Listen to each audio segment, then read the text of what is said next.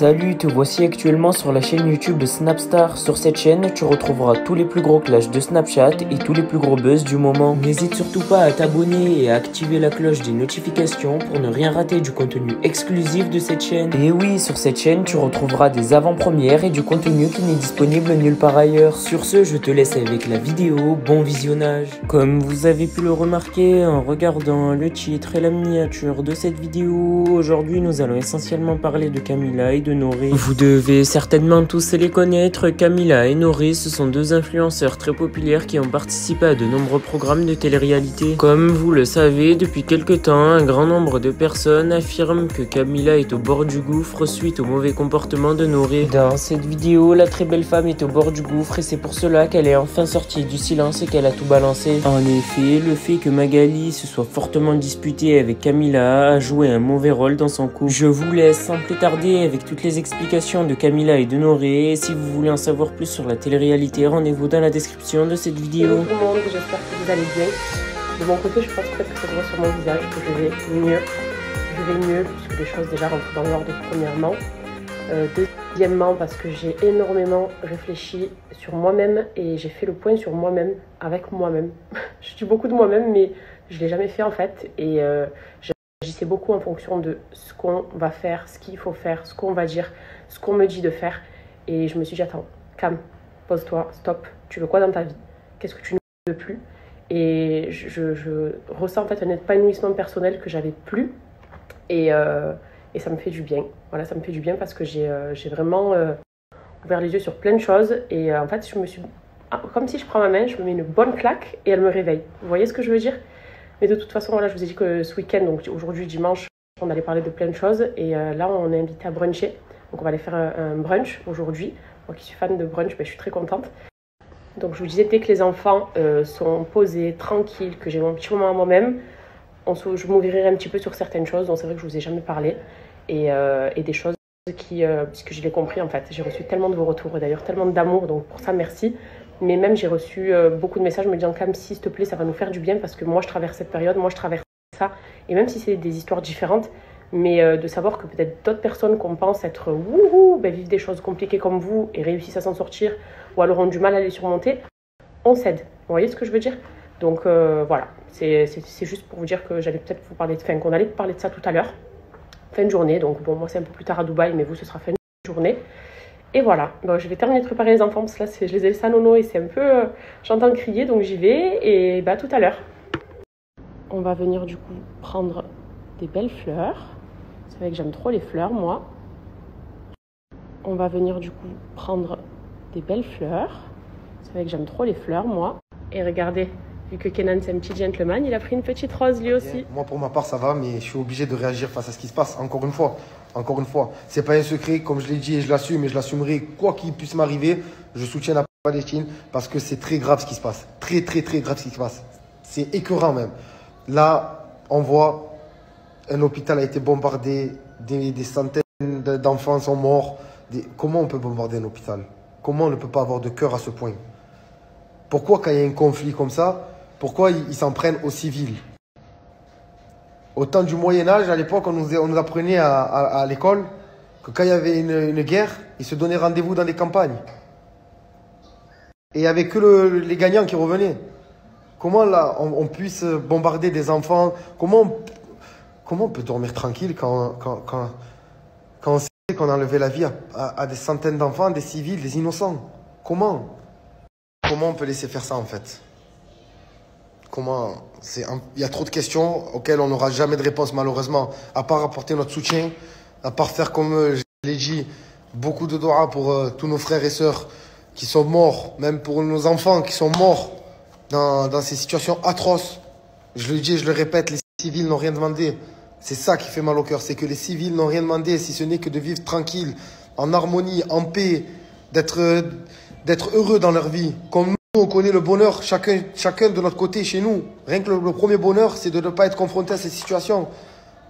De pouvoir s'endormir tranquille le soir. Alors on a tous des soucis dans la vie, etc.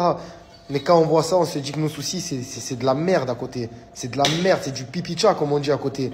C'est incroyable de pouvoir assister à ça, en fait. On assiste à ça impuissant. Parce que malheureusement, personne d'entre nous, à part prier ou apporter son soutien publiquement, peut faire quelque chose. Mais il est temps que ça s'arrête là. Il est temps que des hauts responsables puissent arrêter ça. C'est horrible. C'est horrible, horrible. Moi, ça me fend le cœur. Et surtout quand je vois ça à la télé ou sur les réseaux, et quand je regarde mes enfants, je me dis, alhamdoulilah, mes enfants, ils sont là, comme la plupart d'entre vous, ou d'entre nous.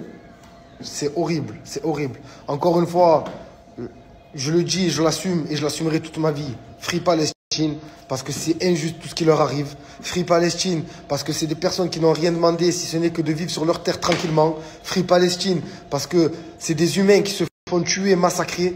Voilà. Et vraiment, quand je dis qu'ils se font massacrer, c'est que, oh, c'est sans pitié. Mais sans pitié, c'est horrible. Horrible que nos enfants, quand ils grandiront plus tard, ils apprendront ça dans l'histoire. C'est horrible. J'espère, et c'est tout ce que je souhaite, c'est que ça s'arrête le plus rapidement possible. C'est que ce massacre s'arrête. Et attention, une vie vaut une vie. Que ce soit du côté musulman, du côté juif, du côté catholique, du côté chrétien, du côté de toutes les religions. Une vie vaut une vie. Une vie ne mérite pas d'être levée. Si ce n'est que Dieu qui décide. Il a tout écrit. Il sait quand on va respirer et il sait quand on va arrêter de respirer. Mais wesh, quand on voit que dans un hôpital, je reviens sur ça parce que c'est ce qui me dégoûte le plus. De toute façon, tout ça me dégoûte. Hein. Quand je vois toute cette oppression que vit le peuple palestinien, ça me dégoûte. Mais quand je vois que l'hôpital, alors déjà, ils avaient coupé l'eau, ils avaient coupé l'électricité. Là, maintenant, l'hôpital a été bombardé. Ça va aller jusqu'à où, en fait? Ça va aller jusqu'à où? Jusqu'à où? Il y a qui va appuyer sur le bouton stop, là? C'est trop.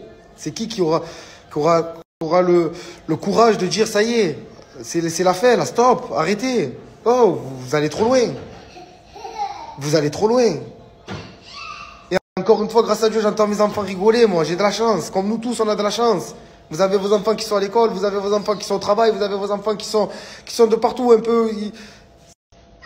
C'est là notre vrai bonheur. Mais eux, ils ne le connaissent plus, le bonheur. Le seul truc qu'ils avaient, ils l'ont enlevé.